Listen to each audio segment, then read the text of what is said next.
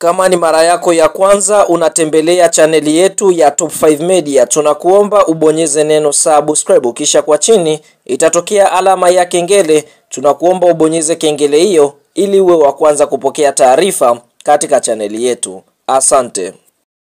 Mchezo mkubwa wa kombe la CRDB Bank Sport Federation Cup ambao tumetoka kutazama hii leo kutokea katika uwanja wa KMC Complex ni mchezo ambao umekutanisha klabu ya soka ya Yanga Sports Club wanaoshiriki ligi kuu Tanzania bara dhidi ya wagosi wa kaya yani Coastal Union, ambapo mchezo huu Young Africans wameweza kufanikiwa kushinda na kwenda hatua ya 16 bora michuano mikubwa ya CRDB Bank Sport Federation Cup kwa msimu wa mwaka 2024-2025, ambayo kumbukwe Young Africans ndiye bingwa mtetezi wa kombe hili. Kabla ya kuendelea mbali, kama ni mshabiki wa Yanga Sports Club umefurahishwa na ushindi ambao Yanga wameupata mbele ya wagosi wa kaya yani Coastal Union, like video yetu alafu tuambie kwenye comment section, je, ni mchezaji gani ambaye amekuvutia katika mchezo ambao Yanga wameweza kuibuka na ushindi leo dhidi ya wagosi wa kaya? Fahamu katika kipindi cha kwanza dakika za mwanzoni tu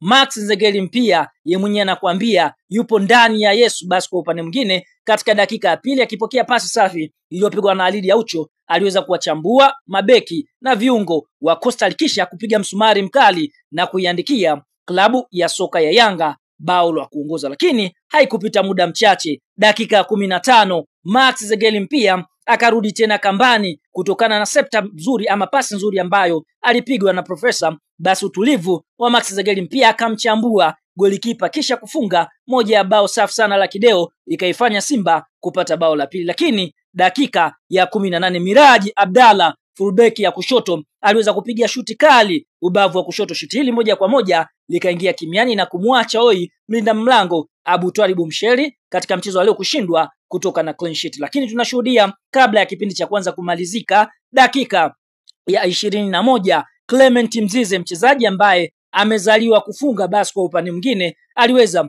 kuiandikia klabu ya soka ya Yanga bao la tatu kutokana na setup nzuri ambayo Prince mwana wa Mfalme Dube aliweza kumsetia. Kwa hiyo tunaona mpaka mwamuzi wakati anapuliza kipenga chake kuashiria mapumziko, Yanga Sports Club waliweza kuifunga klabu ya soka ya Coastal Union mabao 3-1. Tunaona ushindi huu moja kwa moja umeweza kuifanya klabu ya soka Yanga Sports Club kwenda hatua ya 16 bora michuano mikubwa ya CRDB Bank Sport Federation Cup kwa msimu wa mwaka 2024-2025.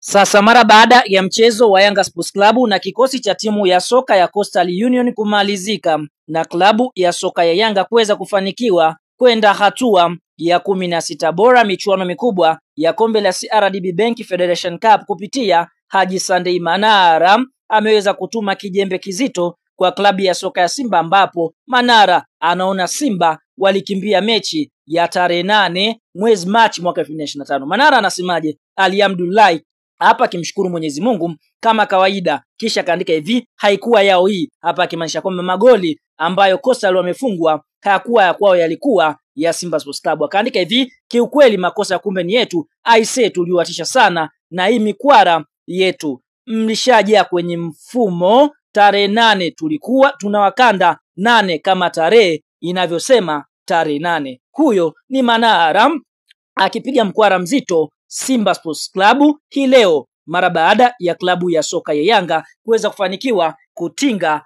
16 bora. Kwa hiyo magoli ambayo kwa upande mwingine Coastal wamefungwa hayakuwa ya Coastal, yalikuwa yanastahiliwa kufungwa klabu ya soka ya Simba, kwa sababu Simba ndio ambao wangekutana na klabu ya soka ya Yanga kabla ya kucheza na Coastal katika mechi. Kwa hiyo anasema kwamba wanabahati walikimbia tena, walikuwa wanawafunga goli 8 kama tarehe 8 yenyewe ilivyokuepo ya mwezi Machi mwaka 2025. Nini maoni? Unao nafasi ya kwenda eneo la comment na kumjibu Manara kwa hiki ambacho ameweza kukizungumza kuhusiana na Simba kufungwa 8 tarehe 8 mwezi Machi.